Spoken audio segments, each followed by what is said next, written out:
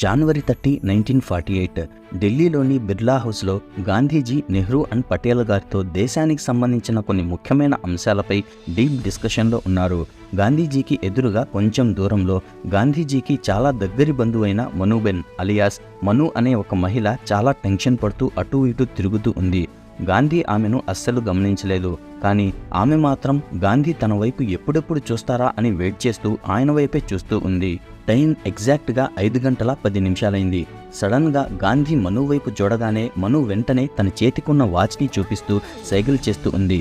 గాంధీ వెంటనే పైకి లేచి మను దగ్గరకు వెళ్ళి ఇలా అన్నారు, ట్రీట్మెంట్ అండ్ మెడిసిన్ ఎప్పటికప్పుడు టైం టు టైం పేషెంట్కి ఇచ్చేయాలి, లేకపోతే పేషెంట్ చనిపోయే ప్రమాదం ఉంది అని. గాంధీజీ ఎందుకు ఆ మాట అన్నారో మనుకి అస్సలు అర్థం కాలేదు. యాక్చువల్గా గాంధీజీకి ప్రతిరోజు సాయంత్రం 5 గంటలకు వివిధ మతస్థులతో ప్రేయర్ చేసే అలవాటు ఉంది. కానీ ఆ రోజు మాత్రం పటేల్ అండ్ నెహ్రూ గారితో మీటింగ్లో ఉండడం వల్ల గాంధీ ఆల్రెడీ 10 నిమిషాలు లేట్ అయ్యారు. గాంధీకి డైరెక్ట్గా లేట్ అయిన విషయం చెప్పి వాళ్ళ డిస్కషన్ని డిస్టర్బ్ చేసే ధైర్యం మనుకి లేక టెన్షన్ పడుతూ అలాగే గాంధీ వైపు చూస్తూ ఉండిపోయింది. పేషెంట్ అండ్ ట్రీట్మెంట్కి సంబంధించి గాంధీ ఆ స్టేట్మెంట్ని ఇవ్వగానే మను వెంటనే, బాపు మీకోసం కత్యావాడ్ నుంచి ఎవరో కొందరు వ్యక్తులు వచ్చారు, మీతో మాట్లాడాలని చాలాసేపటి నుంచి బయట వెయిట్ చేస్తున్నారు అని చెప్పింది. అప్పుడు గాంధీ, నేను తప్పకుండా వాళ్లను నా ప్రేయర్ అయిపోయిన తర్వాత ఖచ్చితంగా కలుస్తానని చెప్పు, అప్పటి వరకు నేను బతుకుంటే అని చెప్పి మను అండ్ అబాల సపోర్ట్తో డయాజ్ వైపుకి ముందుకు సాగారు. దారిలో చాలామంది ఫాలోవర్స్ గాంధీజీ బ్లెస్సింగ్స్ని తీసుకుంటున్నారు. వెంటనే ఒక వ్యక్తి జనాలని తోసుకుంటూ ముందుకు వచ్చి గాంధీజీ ఎదురుగా నిలబడి ఆయన పాదాలకు నమస్కరించి పైకి లేచి సడన్గా గన్ తీసి పాయింట్ బ్లాంక్ రేంజ్లో వరుసగా 3 టైమ్స్ షూట్ చేశాడు. బుల్లెట్స్ చెస్ట్ అండ్ స్టమక్లోకి దిగాయి. ఇక అంతే, గాంధీజీ అక్కడికక్కడే కుప్పకూలిపోయారు.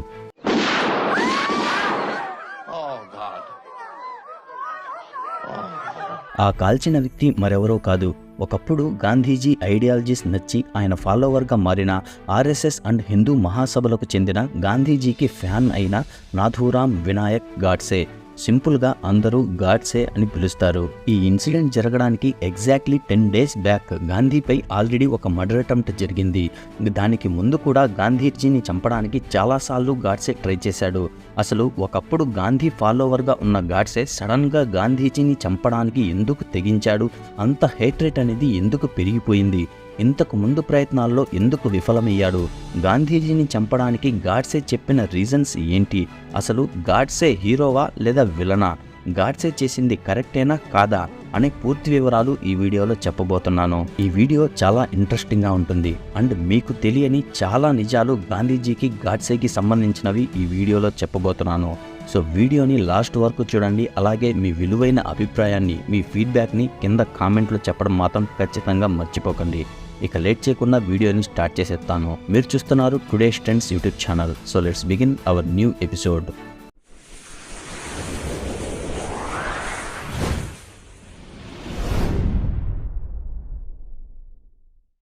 గాడ్సే అసలు పేరు రామచంద్ర. వీళ్ళది మహారాష్ట్రలోని ఒక బ్రాహ్మణ కుటుంబం. గాడ్సేకి ముందు వాళ్ళ పేరెంట్స్కి 3 మగపిల్లలు పుట్టి చనిపోయారు. దీంతో వాళ్లకు మగపిల్లల శాపం ఒకటి వెంటాడుతుందని వాళ్ళు అనుకున్నారు. ఆ టైంలో మూఢనమ్మకాలు ఎక్కువ కాబట్టి గాడ్సేని అబ్బాయిలాగా కాకుండా అమ్మాయిలాగా పెంచాలని అనుకున్నారు. అందుకోసం గాడ్సేకి ముక్కుని కుట్టి ముక్కు పుడక కూడా వేశారు. గాడ్సే తర్వాత వాళ్ళ పేరెంట్స్కి మళ్ళీ మగపిల్లాడు పుట్టడంతో, అంటే గాడ్సేకి తమ్ముడు పుట్టడంతో అప్పటినుంచి గాడ్సేని మగపిల్లాడులాగా ట్రీట్ చేశారు. మరాఠీలో నోస్ రింగ్ని నాత్ అని పిలుస్తారు. ఇక గాడ్సే అసలు పేరు రామచంద్ర. సో అందరూ కూడా నాథ్రామ్ అని పిలవడం మొదలెట్టారు. నాథ్రామ్ కాస్త మెల్లమెల్లగా నాథూరామ్ లాగా మారిపోయింది. ఇలా రామచంద్ర వినాయక్ గాడ్సే పేరు కాస్త నాథూరామ్ గాడ్సే లాగా మారిపోయాడు. గాడ్సే 5th స్టాండర్డ్ వరకు కూడా బారామతిలోనే చదువుకున్నాడు. తర్వాత ఇంగ్లీష్ నేర్చుకోవాలనే ఇంటెన్షన్తో అతని పేరెంట్స్ అతన్ని పూణేలో ఉన్న ఇంగ్లీష్ లాంగ్వేజ్ స్కూల్లో చేర్పించారు. కానీ గాడ్సే అతని హై స్కూల్ చదువుని మధ్యలోనే ఆపేసి ఆర్ఎస్ఎస్ అండ్ హిందూ మహాసభల్లో చేరాడు. పాకిస్తాన్ అంశం తెర మీదకు రానంత వరకు కూడా గాంధీజీకి ఆర్ఎస్ఎస్కి మధ్య మంచి సంబంధాలే ఉండేవి. ఆర్ఎస్ఎస్ సభ్యులు గాంధీ పేరును ఏకంగా వాళ్ళ ప్రేయర్ సాంగ్లోనే ప్రస్తావించేవాళ్ళు. అంతలా ఆర్ఎస్ఎస్కి గాంధీకి మంచి రిలేషన్స్ ఉండేవి. ఈ టైంలోనే గాంధీ ఐడియాలజీస్ నచ్చి గాడ్సే గాంధీకి ఫ్యాన్గా మారిపోయాడు. మనందరికీ తెలుసు 1947 ముందు వరకు కూడా మన ఇండియాని బ్రిటిషర్స్ పాలించారు. వీళ్ళ పుణ్యమా అంటూ వీళ్ళు జనాలని హిందూ అండ్ ముస్లింలుగా విడగొట్టి గొడవలు పెట్టడం స్టార్ట్ చేశారు. ఈ గొడవల కారణంగా ఇండియాలో ఉన్న కొంతమంది మహమ్మద్ అలీ జిన్నా లాంటి ముస్లిం నాయకులు ముస్లిమ్స్కి సపరేట్ కంట్రీ కావాలని డిమాండ్ చేయడంతో పాకిస్తాన్ అనేది ఏర్పడింది. ఇప్పుడు గాడ్సే గాంధీని ఎందుకు హత్య చేశాడో అతను చెప్పిన రీజన్స్ ఏంటో తెలుసుకుందాం. గాంధీని హత్య చేసిన తర్వాత గాడ్సే ఎక్కడికి పారిపోకుండా అక్కడే ఉండిపోయాడు. ఆయన్ని పోలీసులు అరెస్ట్ చేసి కోర్టుకు తరలించారు. కోర్టులో జడ్జి గారి ముందర గాడ్సే అసలు గాంధీని ఎందుకు చంపాలనుకున్నాడో మొత్తం వివరించారు. గాంధీజీని చంపడానికి 2 మెయిన్ రీజన్స్ ఉన్నాయి. ఫస్ట్ రీజన్, గాంధీ వల్లనే అఖండ భారతదేశం ఇండియా అండ్ పాకిస్తాన్ లాగా విడిపోయింది. గాంధీ మొదట్లో పాకిస్తాన్ ఏర్పడ్డాన్ని వ్యతిరేకించాడు, అందుకు ఒప్పుకోలేదు. కానీ తర్వాత రాను రాను ముస్లిమ్స్కి అనుకూలంగా ఫేవర్గా మారిపోయి హిందువులకు వ్యతిరేకంగా మారాడు.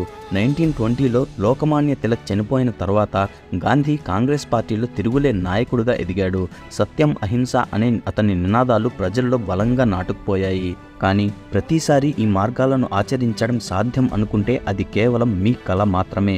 నిజానికి దేశం, గౌరవం, కర్తవ్యం ఇలాంటి సున్నితమైన విషయాల జోలికి వస్తే ఎవ్వరూ కూడా అహింస అనే సూత్రాన్ని అంటిపెట్టుకొని ఉండడానికి సిద్ధంగా ఉండరు. దురాక్రమణకు సాయుధ ప్రతిఘటన అన్యాయమని నేనెప్పుడూ ఊహించలేను. తిరగబడడం, వీలైతే శత్రువులను బలవంతంగానైనా ఓడించడం మతపరమైన నైతిక బాధ్యతగా నేను భావిస్తాను. రామాయణంలో సీతను దక్కించుకోవడం కోసం రాముడు రావణునితో యుద్ధం చేయాల్సి వచ్చింది, రావణుణ్ణి చంపాల్సి వచ్చింది. మహాభారతంలో కంసుడి దుర్మార్గాలను అంతం చేయడానికి కృష్ణుడు కంసుని చంపాల్సి వచ్చింది.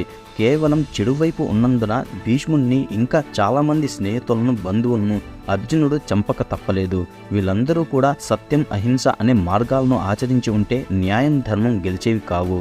కాబట్టి సత్యం, అహింస లాంటి సిద్ధాంతాలతో మానవజాతికి గాంధీ ద్రోహం చేశాడనేది నా గట్టి నమ్మకం. సత్యం, అహింస పేరుతో దేశంపై చెప్పలేని విపత్తులు తెచ్చిన హింసాత్మక శాంతి కాముకుడు గాంధీ.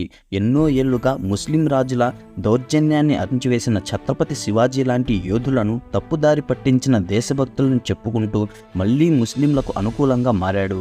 అందుకే అప్పుడే గాంధీజీని చంపాలని నిర్ణయించుకున్నాను. ఏ ఉపయోగం లేని సివిల్ డిజొబీడియన్స్ మూమెంట్ని స్టార్ట్ చేశాడు. మళ్ళీ అతని ఉపసంహరించుకున్నాడు. ఏది చెయ్యాలన్నా, ఏది ఆపాలన్నా అంతా తన ఇష్టప్రకారమే జరుగుతుంది. అతని దృష్టిలో అతని జడ్జ్, అతని జ్యూరీ. ముస్లింలకి అనుకూలంగా ఉండడానికి హిందీ భాషను పక్కన పెట్టి హిందుస్థానీ అనే భాషను దేశ భాషగా పెట్టాలనుకున్నాడు. 1946లో Muslim League party, private army హిందువులపై ఊచకోతకు పాల్పడ్డాయి. గాంధీ తలుచుకుంటే 1935 చట్టం ప్రకారం హత్య, అత్యాచారం లాంటివి నిరోధించడానికి తన అధికారాలను ఉపయోగించమని లార్డ్ వైస్రాయ్ వెవెల్కి చెప్పొచ్చు, కానీ చెప్పలేదు. అతి దారుణంగా ముస్లిం లీగ్ పార్టీ నాయకుడైన జిన్నాకు కాంగ్రెస్ పార్టీ లొంగిపోయి ఎవ్వరికీ తెలియకుండా రహస్యంగా పాకిస్తాన్ ఏర్పాటుకు అంగీకరించి దేశాన్ని గాంధీ 3 ముక్కలు చేశాడు. అందుకే గాంధీని చంపాలనుకున్నాను అని తన స్టేట్మెంట్స్ని జడ్జి గారి ముంద ఫస్ట్ రీజన్గా మెన్షన్ చేశాడు గాడ్సే. ఇప్పుడు గాంధేవాదులు గాంధీ నిజంగా ముస్లిమ్స్లకి ఫేవర్గా ఉన్నాడా? పాకిస్తాన్ ఏర్పడ్డాన్ని ఇష్టపూర్వకంగానే ఒప్పుకున్నాడా? అసలు గాడ్సే చెప్పిన ఈ పాయింట్ పైన గాంధేవాదుల వర్షన్ ఏంటో ఇప్పుడు విందాం. 1946లో ముస్లిమ్స్కి సపరేట్ కంట్రీ కావాలని ముస్లిం లీగ్ పార్టీకి చెందిన నాయకులు పాకిస్తాన్ మూమెంట్ని తీసుకొచ్చారు. ఈ మూమెంట్లో చాలామంది భారతీయులు, హిందువులు అండ్ ముస్లింలు చనిపోయారు. ముస్లిమ్స్ ఎక్కువగా ఉన్న చోట హిందువులపై దాడులు జరిగాయి. ఇదిలా ఉంటే 1946లో జరిగిన ఎలక్షన్స్లో ఇండియా వైడ్గా 1585 సీట్స్ ఉంటే కాంగ్రెస్ పార్టీ 923 సీట్లను, ముస్లిం లీగ్ పార్టీ 425 సీట్లను గెలిచింది. ఇండియా వైడ్గా ముస్లిం లీగ్ పార్టీ సెకండ్ లార్జెస్ట్ పార్టీగా అవతరించింది.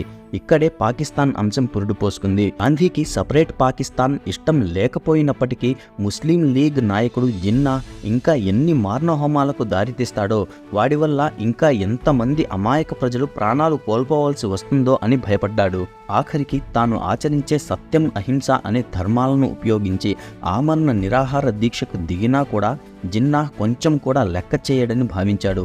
ఎంతో ఐక్యతగా ఉండి పోరాటాలు, యుద్ధాలు చేసి బ్రిటిష్ రూల్ నుండి విముక్తి పొందుతున్న సమయంలో చివరి నిమిషంలో ఇలా అడ్డు తగలడం సరికాదని భావించి ఇక ఎవ్వరి ప్రాణాలు కూడా పోకూడదని అప్పటి వైస్రాయ్ అయిన మౌంట్ బాటన్తో మాట్లాడి చర్చలకు రావాలని జిన్నాని కోరాడు. కానీ జిన్నా మొండి వైఖరితో పాకిస్తాన్ ఖచ్చితంగా కావాలని కోరడంతో అప్పటికే చాలా చోట్ల కాంగ్రెస్ ప్రజల్లో పట్టు కోల్పోవడంతో ఇక చేసేదేమీ లేక విభజనకు ఒప్పుకున్నాడు అని గాంధేవాదులు అంటున్నారు. ఇప్పుడు గాడ్సే చెప్పిన రెండవ రీజన్ ఏంటో చూద్దాం. ఇండియా పాకిస్తాన్ మధ్య వార్ జరుగుతున్నప్పుడు శత్రుదేశానికి గాంధీజీ నిరాహార దీక్ష చేసి మరీ 55 కోట్ల రూపాయలు ఇప్పించాడు. నిజంగా దేశభక్తి కలిగిన వాడు శత్రుదేశానికి డబ్బులు ఇవ్వడం ఏంటి, అది కూడా యుద్ధ సమయంలో? ముఖ్యంగా ఈ 2 కారణాల వల్ల గాంధీని చంపాలనుకున్నాను. ఎన్నోసార్లు ట్రై చేశాను, కానీ సక్సెస్ కాలేదు. చివరికి 1948 జనవరి 30న ఎవ్వరికీ చెప్పకుండా నా సొంత నిర్ణయంతోనే బిర్లా హౌస్కి వెళ్ళి ప్రేయర్ చేసుకునే టైంలో అతన్ని కాల్చి చంపేశాను. అతని విధానం, అతని చర్యలు లక్షలాది మంది హిందువుల వినాశనానికి మరియు విధ్వంసానికి దారితీసింది. వ్యక్తిగతంగా నాకు ఎవరి పట్ల ఎలాంటి దురభిప్రాయం లేదు అండ్ ప్రస్తుత గవర్నమెంట్పై నాకు నమ్మకం లేదు. అన్యాయంగా ముస్లింలకు అనుకూలంగా గాంధీ విధానాలు ఉండడం వల్ల, అది కూడా పూర్తిగా గాంధీ వల్లే ఇదంతా జరిగిందని నేను నమ్ముకుంటున్నాను. నేను గాంధీజీని చంపడం వల్ల ప్రజల్లో నాపై ద్వేషం పెరిగిపోతుంది, నా గౌరవాన్ని కోల్పోతాను. నా జీవితం కన్నా గాంధీజీని చంపడమే నాకు చాలా ముఖ్యం. గాంధీ లేకపోతే సాయుధ దళాలతో శక్తివంతంగా మారుతుంది నా దేశం. ఇలా గాడ్సే తన రెండవ రీజన్ని వివరించాడు. ఇప్పుడు గాంధేవాదులు ఈ రెండవ రీజన్పై ఏమంటున్నారో చూద్దాం. ఇండియా అండ్ పాకిస్తాన్ విభజన సమయంలో 2 దేశాల మధ్య ఒక ఒప్పందం జరిగింది. రిజర్వ్ బ్యాంక్లో ఉన్న అమౌంట్, ఆస్తులు, ప్రాపర్టీస్కి సంబంధించి అప్పటి వైస్రాయ్ అయిన లార్డ్ మౌంట్ బాటన్ నేపథ్యంలో ఇండియా పాకిస్తాన్కి 75 కోట్ల రూపాయలు ఇవ్వాలని ఒప్పందం చేసుకున్నారు. విభజన సమయంలో ఇండియన్ గవర్నమెంట్ ఆల్రెడీ 20 కోట్లు ఇచ్చింది. ఇక రెండో విడతగా 55 కోట్ల రూపాయలు ఇవ్వాల్సిన సమయంలో పాకిస్తాన్ కాశ్మీర్పై దాడికి దిగింది. దీంతో చాలామంది ప్రాణాలని కోల్పోయారు. పాకిస్తాన్లో ఉన్న హిందువులపై, కాశ్మీర్లో ఉన్న హిందువులపై దాడులు జరగడంతో ఇండియాలో కొన్ని చోట్ల హిందూ ముస్లింల మధ్య కూడా గొడవలు జరిగాయి. ఈ గొడవల్ని ఆపి మత సామరస్యాన్ని చేపట్టేందుకే గాంధీజీ నిరాహార దీక్ష చేపట్టాలనుకున్నారు. ఈ డెసిషన్ తీసుకున్నప్పుడు గాంధీజీ 55 కోట్ల రూపాయలు పాకిస్తాన్కి ఇవ్వాలని ఎక్కడా ప్రస్తావించలేదు. గాంధీకి ప్రతిరోజు ఈవినింగ్ ప్రేయర్ చేసే అలవాటుంది. కనీసం అక్కడైనా ఈ 55 కోట్ల రూపాయల ప్రస్తావన తేవాల్సి ఉంది, కానీ అక్కడ కూడా చెప్పలేదు. ఆ పక్క రోజు ప్రేయర్లో కూడా ఈ అమౌంట్పై ఎటువంటి ప్రస్తావన చేయలేదు. ఒకవేళ గాంధీజీ రెండో విడతగా ఇవ్వాల్సిన 55 కోట్లు వెంటనే రిలీజ్ చెయ్యాలని అనుకుని దీక్షకు దిగుంటే దాని గురించి ఖచ్చితంగా చెప్పేవాళ్ళు. గవర్నమెంట్ రిలీజ్ చేసిన ప్రెస్ ఈవెంట్లో కూడా గాంధీజీ 55 కోట్ల రూపాయలు చెల్లించాలని దీక్షకు దిగారని ఎక్కడా ప్రస్తావించలేదు. ఆఖరికి చివరి నిమిషంలో దీక్షను విరమింపజేసేందుకు రాజేంద్ర ప్రసాద్ ఇచ్చిన హామీల జాబితాలో కూడా ఈ 55 కోట్ల రూపాయల గురించి ఎక్కడా చెప్పలేదు. కాబట్టి ఇదంతా కూడా గాంధీ అంటే గిట్టని వాళ్ళు అల్లిన కథ అని గాంధేవాదులు అంటున్నారు. గతంలో గాంధీని చంపడానికి గాడ్సే 2 సార్లు ట్రై చేశారు. ఒకసారి 18 మెంబర్స్ గ్రూప్గా ఫామ్ అయ్యి గాంధీని కత్తితో పొడిచి చంపాలనుకున్నారు. అనుకున్న ప్రకారం గాంధీ దగ్గరకు వెళ్తుండగా కొంతమంది గాడ్సేని పట్టుకున్నారు. గాడ్సే పట్టుబడడంతో మిగిలిన వాళ్ళు భయపడి పారిపోయారు. గాడ్సే గాంధీపై విమర్శలు చేస్తున్న టైంలోనే గాంధీ గమనించి గాడ్సేతో మాట్లాడాలని పిలిపించారు. కానీ గాడ్సే వెళ్ళలేదు. తిరిగి మళ్ళీ 1948 జనవరి 20న బాంబు దాడులతో గాంధీని చంపాలనుకున్నారు. దానికోసం ఒక పక్కా ప్లాన్ని కూడా వేశారు. దానికి ముందు కూడా గాంధీపై వ్యతిరేక నినాదాలు చేస్తుండడంతో అప్పుడు కూడా గాడ్సేతో మాట్లాడాలని గాంధీ పిలిపించారు. అప్పుడు కూడా గాడ్సే వెళ్ళలేదు. గాడ్సే చేయించిన బాంబు దాడుల్లో సొంత గ్యాంగే భయపడి అక్కడి నుంచి పారిపోవడంతో ఈ ప్లాన్ కూడా ఫెయిల్ అయ్యింది. ఇలా గతంలో చేసిన 2 ప్రయత్నాలు కూడా విఫలమయ్యాయి. చివరికి 1948 జనవరి 30న ఎవ్వరికీ చెప్పకుండా డైరెక్ట్గా వెళ్ళి ఒక్కడే గాంధీజీని కాల్చి చంపేశాడు. సో గాయస్, చూశారు కదా, ఇది గాంధీజీని చంపినందుకు గాడ్సే చెప్పిన రీజన్స్. అండ్ గాడ్సే చెప్పిన రీజన్స్కి గాంధేవాదులు ఏమంటున్నారో వాళ్ళ ఎక్స్ప్లెనేషన్స్. సో చూశారు కదా, మొత్తం మీకు క్లియర్గా ఎక్స్ప్లెయిన్ చేశాను అనుకుంటున్నాను. అండ్ నా ఎక్స్ప్లెనేషన్ మీ అందరికీ నచ్చింది అనుకుంటున్నాను. ఇలాంటి ఇంకా మంచి వీడియోస్ ఫ్యూచర్లో మీరు చూడాలనుకుంటే ఖచ్చితంగా నా ఛానల్ని సబ్స్క్రైబ్ చేసుకోండి. వీడియో అండ్ నా ఎక్స్ప్లెనేషన్ ఎలా ఉందో కింద కామెంట్ బాక్స్లో చెప్పండి. అలాగే వెళ్ళే ముందు ఈ వీడియోని లైక్ చేసి మీ ఫ్రెండ్స్ అండ్ ఫ్యామిలీ మెంబర్స్కి షేర్ చేయండి. So thank you friends, thank you for watching. Have a nice day. Bye.